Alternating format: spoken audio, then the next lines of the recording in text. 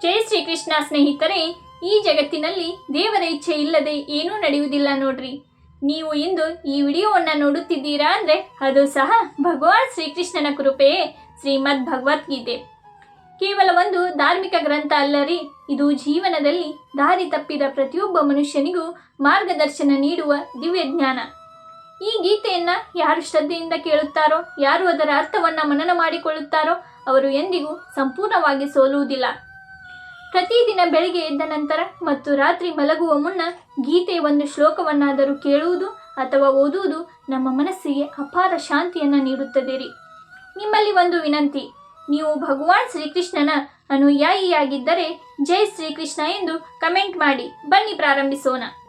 ಕುರುಕ್ಷೇತ್ರದ ಯುದ್ಧ ಭೂಮಿಯಲ್ಲಿ ಅರ್ಜುನನು ತನ್ನ ಎದುರಾಳಿಗಳನ್ನು ನೋಡುತ್ತಾನೆ. ಅಲ್ಲಿ ಅವನ ಗುರುಗಳು, ಬಂಧುಗಳು, ಸ್ನೇಹಿತರು ಇದ್ದರು. ಅವನು ಸಂಪೂರ್ಣವಾಗಿ ಕುಸಿದು ಹೋಗುತ್ತಾನೆ. ಅವನ ಕೈಯಿಂದ ಗಾಂಡಿವ ಬಿದ್ದು ಹೋಗುತ್ತದೆ. ಅವನ ಮನಸ್ಸು ಗೊಂದಲದಿಂದ ತುಂಬಿ ಹೋಗುತ್ತದೆ. ಅರ್ಜುನನು ಕೃಷ್ಣನಿಗೆ ಹೇಳುತ್ತಾನೆ, ಹೇ ಕೃಷ್ಣ, ನನ್ನವರನ್ನೇ ಕೊಂದು ನಾನು ಯಾವ ಸುಖವನ್ನು ಪಡೆಯಬೇಕು? ಈ ಯುದ್ಧ ನನಗೆ ಬೇಡ. ಸ್ನೇಹಿತರೆ, ಇದು ಕೇವಲ ಅರ್ಜುನನ ಕಥೆಯಲ್ಲ, ಇದು ನಮ್ಮ ಪ್ರತಿಯೊಬ್ಬರ ಜೀವನದ ಕತೆ ನೋಡ್ರಿ. ಕರ್ತವ್ಯ ಒಂದು ಕಡೆ, ಭಾವನೆ ಇನ್ನೊಂದು ಕಡೆ. ನಾವು ಯಾವ ದಾರಿಯನ್ನು ಹಿಡಿಯಬೇಕು ಎಂದು ಗೊತ್ತಾಗದೆ ಗೊಂದಲದಲ್ಲಿ ಇರುತ್ತೇವೆ. ಅರ್ಜುನನು ಕೊನೆಗೆ ಶರಣಾಗತನಾಗಿ ಹೇಳುತ್ತಾನೆ, ನಾನು ನಿನ್ನ ಶಿಷ್ಯ, ನನಗೆ ಸರಿಯಾದ ದಾರಿಯನ್ನು ತೋರಿಸು ಅಷ್ಟೇ. ಅಲ್ಲಿಂದಲೇ ಶ್ರೀಮದ್ ಭಗವದ್ಗೀತೆ ಪ್ರಾರಂಭವಾಗುತ್ತದೆ ನೋಡ್ರಿ. ಶ್ರೀಕೃಷ್ಣನು ಅರ್ಜುನನಿಗೆ ಮಾತ್ರವಲ್ಲ, ಈ ಜಗತ್ತಿನ ಪ್ರತಿಯೊಬ್ಬ ಮನುಷ್ಯನಿಗೂ ಜೀವನದ ಮಹಾಸತ್ಯವನ್ನು ಹೇಳುತ್ತಾನೆ.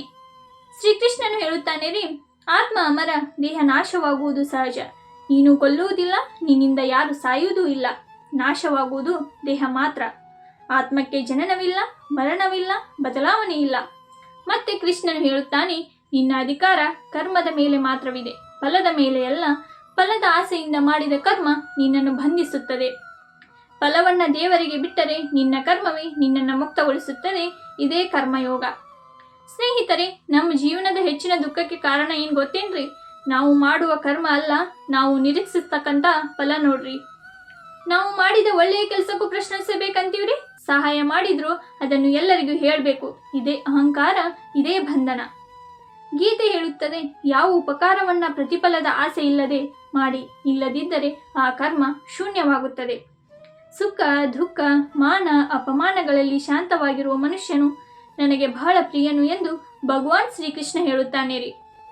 ಹೇ ಅರ್ಜುನ, ಈ ಜಗತ್ತಿನಲ್ಲಿ ಎಲ್ಲರೂ ಸುಖವನ್ನ ಬಯಸುತ್ತಾರೆ, ಆದರೆ ಸುಖವನ್ನು ಹೇಗೆ ಪಡೆಯಬೇಕು ಎಂಬುದು ಬಹಳ ಕಡಿಮೆ ಜನರಿಗೆ ಮಾತ್ರ ತಿಳಿದಿದೆ.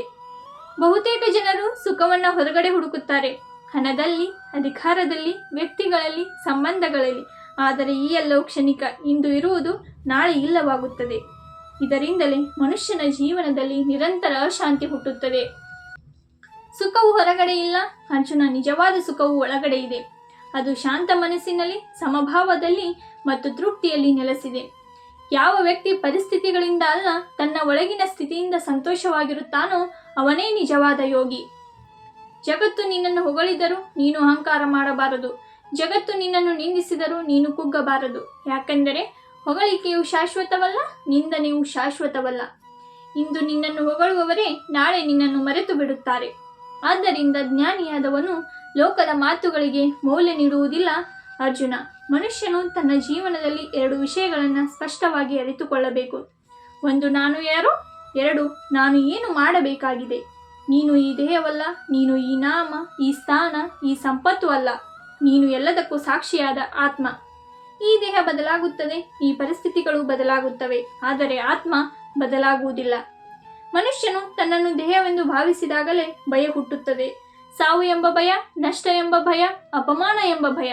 ಆದರೆ ಆತ್ಮವೆಂದು ತಿಳಿದಾಗ ಭಯ ಕರಗಿ ಹೋಗುತ್ತದೆ. ಯಾಕೆಂದರೆ ಆತ್ಮಕ್ಕೆ ನಷ್ಟವಿಲ್ಲ, ಆತ್ಮಕ್ಕೆ ಸಾವಿಲ್ಲ, ಬದಲಾವಣೆ ಇಲ್ಲ. ಹೇ ಪಾರ್ಥ, ನಿನ್ನ ಮನಸ್ಸನ್ನು ನಾನು ಎಂದು ಭಾವಿಸಬೇಡ. ಮನಸ್ಸು ನಿನ್ನದು, ನೀನು ಮನಸ್ಸಲ್ಲ.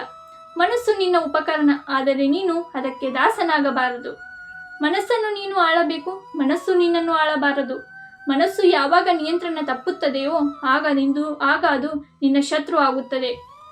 ಅದು ನಿನ್ನನ್ನು ಭೂತಕಾಲದ ಪಶ್ಚಾತ್ತಾಪದಲ್ಲಿ ಕಟ್ಟಿ ಹಾಕುತ್ತದೆ ಅಥವಾ ಭವಿಷ್ಯತ್ತಿನ ಭಯದಲ್ಲಿ ಮುಳುಗಿಸುತ್ತದೆ. ಆದರೆ ಯೋಗಿಯಾದವನು ವರ್ತಮಾನದಲ್ಲಿ ಬದುಕುತ್ತಾನೆ. ಈಗಿನ ಕ್ಷಣವೇ ಅವನ ಜೀವನ. ಅರ್ಜುನ, ಬಹುತೇಕ ಜನರು ದುಃಖಿತರಾಗಿರುವುದು ಪರಿಸ್ಥಿತಿಗಳಿಂದಲ್ಲ, ಅವರ ಚಿಂತನೆಗಳಿಂದ. ಒಂದೇ ಪರಿಸ್ಥಿತಿಯಲ್ಲಿ ಒಬ್ಬನು ಶಾಂತವಾಗಿರುತ್ತಾನೆ, ಮತ್ತೊಬ್ಬನು ಕುಸಿದು ಬೀಳುತ್ತಾನೆ. ವ್ಯತ್ಯಾಸ ಹೊರಗಿನಲ್ಲಿ ಇಲ್ಲ ರೀ, ಒಳಗಿನಲ್ಲಿ ಇದೆ. ನೀನು ಏನು ಯೋಚಿಸುತ್ತೀಯೋ ಅದೇ ನೀನಾಗುತ್ತೀಯ.